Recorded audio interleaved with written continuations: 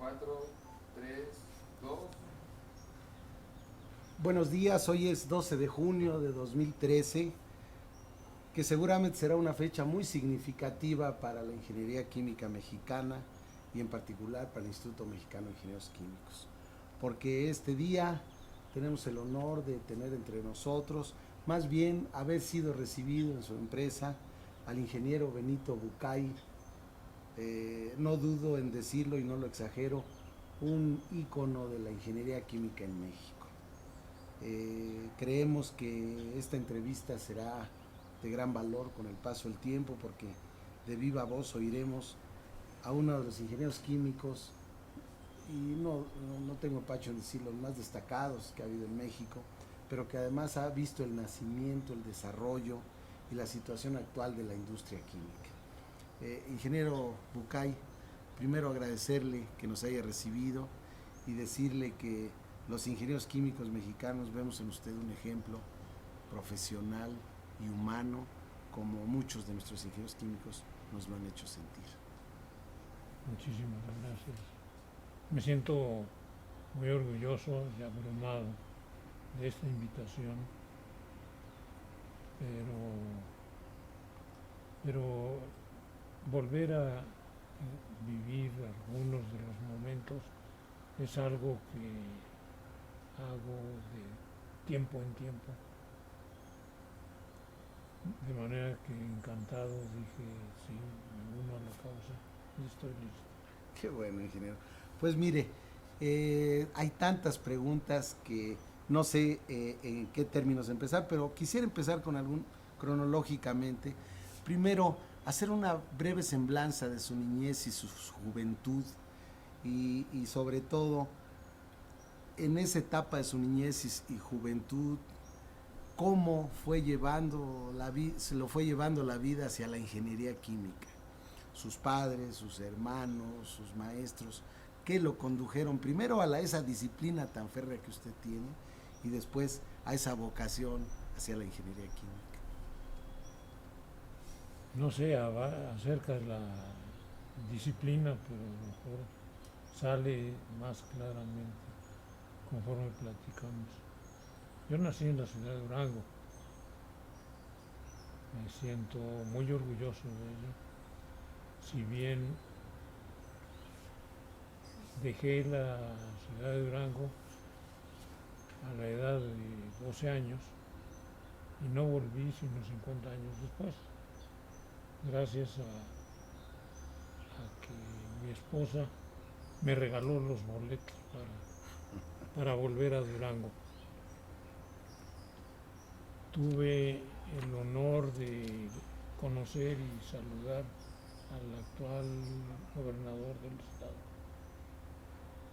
y pasé un rato muy agradable, entre otras cosas porque los dos asistimos a la misma escuela primaria. Ahora, ingeniero, siendo de Durango, donde, bueno, Durango no se distingue por tener una vocación industrial, digamos, ¿cómo en un medio como ese usted se orientó, creo que en su primera juventud, hacia la química, hacia la ingeniería química? ¿Qué lo llevó en ese medio a pensar en ser ingeniero químico? En realidad eso vino después. Mi padre nació en Damasco, emigró en los primeros años de la Revolución, en el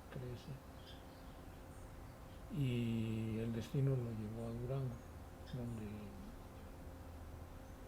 muchos años después conoció a mi madre, que vivía en la ciudad de Nueva York. Se casaron y suelo decir que para mi madre fue un salto cultural brutal ir de Nueva York, aunque ella nació en Estambul. Llegó directo de Nueva York a Durango. Y yo creo que eso pintó mucho de su estilo protector y animoso. Mi madre cuidó que mis hermanos y yo supiéramos el idioma inglés desde los primeros momentos. Yo empecé a tomar clases primero por ella y después por alguna persona más desde que tenía yo 5 años de edad. Cosa que se lo agradezco enormemente. El hecho es que las oportunidades de trabajo en ese entonces en Durango, cuando iba yo a la escuela, eran muy limitadas. Y cuando terminé la primaria, emigramos a la Ciudad de México. Y ahí propiamente se inició mi inducción.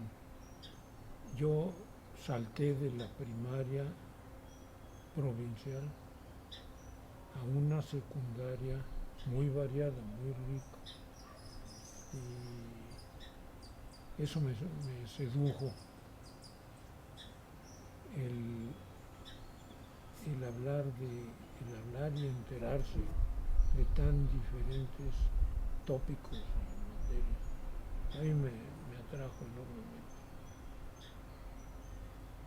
Y cuando es uno chamaco, 12, 14 años de edad, ya empieza uno a tratar de definir qué es lo que le atrae y qué es lo que buscaría. Yo pensé a esa edad que sería ingeniero civil.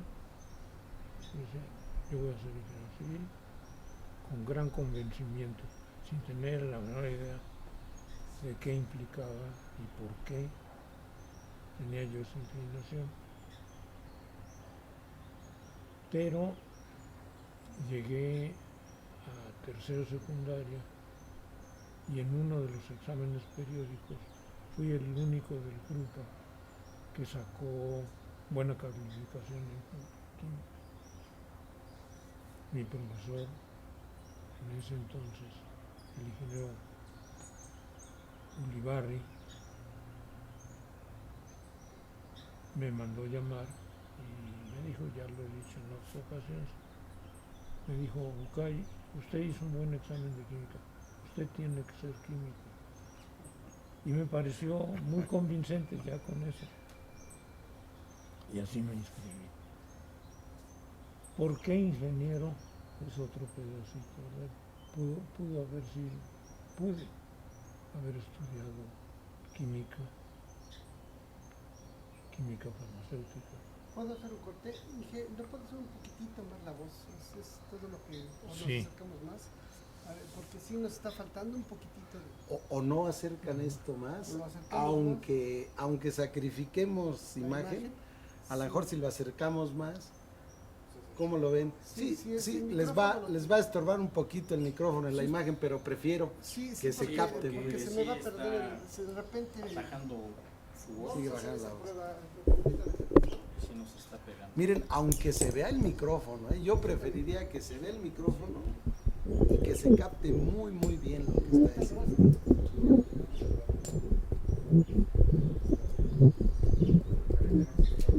Sí, también tiene la grabación. Vamos a acentuarlo. Exacto, fíjate. Ándale ahí, Ahí está. y muy aunque bien. no se vea, a ver ahí, ¿no se ve? Ah, pues está todo. O acércalo, realmente. Ya, Ahí ya, así. ya sí, ya no hacemos ningún esfuerzo, ingeniero. Exacto, ahí está. ¿Cómo lo ven ahí? Pues se ve todo, pero Sí, de No preferencia. importa, no importa, no importa. Para que no se Ustedes corte deciden. Con que su imagen se vea bien, o sea, la imagen del ingeniero no se, o sea, no lo tapa él ni nada el micrófono. Ah, pues está bien, Y así, está bien, así lo hacemos. Con usted no hay ningún problema, ¿eh? sí, con usted no hay ningún problema, pero sí el sonido se le está yendo un poco. Entonces repetimos, yo creo, de cuando su maestro, ¿verdad? Sí, de preferencia para Ah, en esa parte, o sea, podíamos reiniciar con su maestro, el ingeniero Ulibarri, etcétera, con esa parte.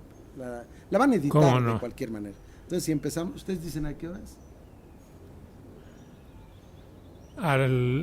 Ocurrió que cuando cursaba yo el tercero de secundaria,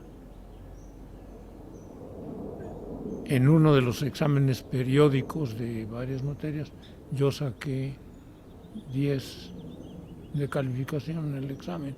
Fui el único alumno en ese examen que alcanzó esa calificación. Me mandó llamar el ingeniero Ulibarri y me dijo, como lo he dicho en otras ocasiones, me dijo contundentemente: Bucay, usted tiene que ser químico. Perfecto, yo ya no lo puse en duda, se resolvieron mis problemas de decisión y llegó el momento, terminados los cursos. Esta era una época, 1950,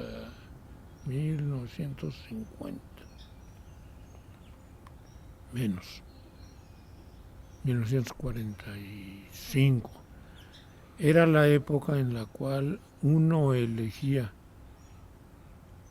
la carrera preferente desde el terminar de la secundaria. Era muy aventurado, pero eran los programas de entonces. Llegó el momento de inscribirnos, eso sí, en la Universidad Nacional Autónoma, que en ese entonces era la única institución donde se impartía carreras de química. Y allá vamos, todavía recuerdo a las instalaciones de Primo Verdad, y todos los estudiantes nos enteramos que el verdadero poder de decisión en las inscripciones era la señorita Castelazo, señorita ya de Buenos Aires, pero en química, en la universidad, las decisiones importantes como esta las tomaba Conchita. Y Conchita, siempre con el gesto adusto, me preguntó, como le preguntaba a los demás: ¿qué vas a hacer? ¿Químico, ingeniero o químico farmacobiólogo?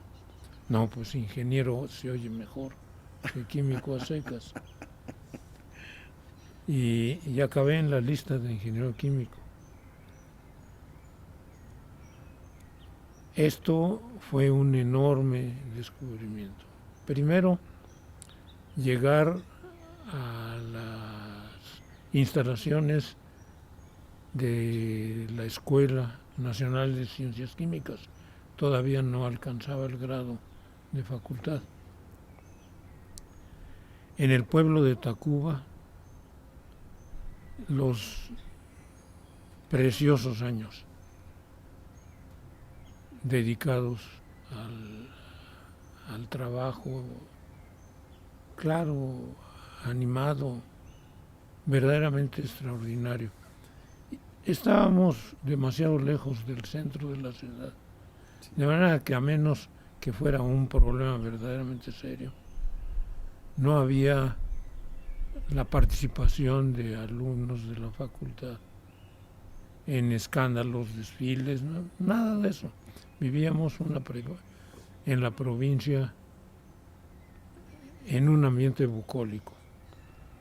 El único alboroto importante que hubo a medio camino fue la captura y encarcelamiento de Goyo Cárdenas, de Goyito. En fin, esa es otra historia. Mi primera clase la impartía el ingeniero Ernesto Ríos del Castillo. Y fue abrir un mundo inesperado, atractivo, seductor. El ingeniero Ríos fue uno de los grandes maestros y el destino me ha dado la oportunidad de convertirme muchos años después en miembro de su familia, en recordar a través de sus hijos todos los años que convivimos,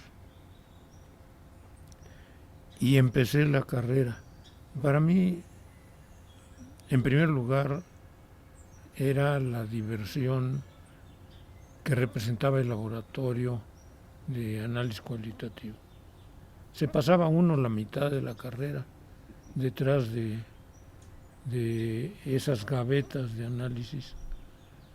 La cantidad de anécdotas es interminable, que nos tenían siempre divertidos, animados, etc. Y lo que estaba uno haciendo era como lo que hace un niño con su primer juego de química, pero grande. Para mí todo eso fue muy seductor, muy atractivo. Y sí, tuve a lo largo de la carrera buenas calificaciones en la mayor parte de los casos. Por interés, por lo que los maestros fueron capaces de inculcar, de estimular. Eso es lo que yo bebí, y si después empecé a devolver algo de eso fue porque bebí muy bien. Ingenieros, en sus palabras veo mucha pasión, hablar de seducción, hablar de los años dorados, etcétera. Fue una pasión para usted desde el principio la ingeniería química, y veo que esa pasión la sigue usted manteniendo. Ese es un rasgo de su personalidad, ¿verdad? O sea, sí se casó usted con la ingeniería química. Sí, eso sí, definitivamente. Con la ingeniería química y con asuntos satélites alrededor. Yo me hice novio de la que fue mi primera esposa, falleció ya hace mucho tiempo. Me hice novio desde temprana, apenas desde el primer año de la escuela. Y me gradué y me casé. La carrera de química la llevé con mi esposa, esa es la verdad. Eso era otro elemento seductor más. Fabuloso, ingeniero. Bueno, usted habló del maestro Ernesto Ríos, del que mucha gente como usted conserva un gran recuerdo. Pero usted después fue maestro de la facultad y fue un maestro insignia para la facultad. ¿Cuáles considera usted que son las virtudes de un buen maestro? ¿Qué es lo que distingue al buen maestro, al gran, no al que enseña técnicas solamente, sino al que deja huella en los alumnos? Para usted, que vivió la experiencia de grandes maestros, pero que usted también ejerció la docencia, ¿cómo podría usted describir al buen maestro? Bueno, yo creo que la primera condición es verdaderamente tiene que tener y desplegar una verdadera pasión por el tópico, las materias que se siguen. Yo no me concebiría a mí mismo sin ese ingrediente. Cada día de clase se convierte en una aventura. No todos son iguales. Exactamente igual que le pasa al futbolista y al cantante de ópera. No todos los días son iguales. Hay de repente ese jalón emocional que yo creo que es la condición fundamental.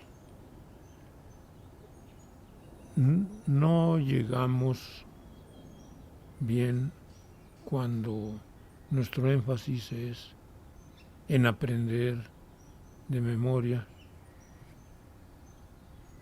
en insistir con la letra de lo que se estudia, sin que pueda uno legítimamente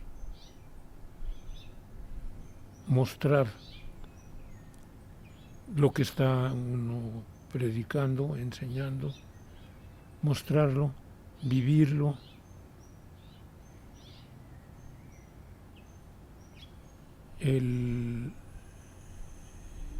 De otra manera la enseñanza se da en muchos estratos, pero pierde un ingrediente de seducción, un ingrediente de calidad que es toda la diferencia. Es cierto, ingeniero. Ahora, usted toca el tema de la docencia con un conocimiento de causa de cómo ha evolucionado en estos años la ingeniería química, del GIS y el borrador a las computadoras, del cuales ya hablaremos en un momento. Usted fue pionero en la ingeniería química y con los sistemas de información. ¿Cómo ve usted la enseñanza actual en este 2013, donde se debate mucho el rol del maestro? Ahora se le llama a veces inclusive facilitador con las nuevas teorías? ¿Cómo se complementan los sistemas de información con la docencia clásica? ¿Cuál es el punto correcto, el punto medio entre la docencia en el salón de clase, en las clases a distancia? ¿Cómo percibe usted ese panorama actual que está trastocando pues muchos conceptos alrededor de cómo aprender ingeniería química? Mire, yo creo que le puedo contestar recordando una clase que di hace algunos años. Estaba yo tratando de demostrarle a los alumnos que lo que estábamos discutiendo ya lo sabían, pero no sabían que lo sabían. La técnica, la rutina de encajonar en un capítulo, en un párrafo, en un libro, ciertos conceptos y pasar a la siguiente cajita, nunca funciona. Los alumnos pueden aprender, pero dejan regado en el camino mucho más conocimiento el que pasó. Y por eso se lo subrayaba a mis alumnos en discusión libre. Les pedía yo respuesta a una pregunta tal que la tentación era inmediata. Vámonos al libro y ahorita te la contesto. Y tratar de demostrarles, no, tú sabes, tú tienes la respuesta y te voy a llevar a la respuesta. Lo que no sabes es que sabes. Y mientras eso siga así, ese profesionista está cojo, está limitado. Ese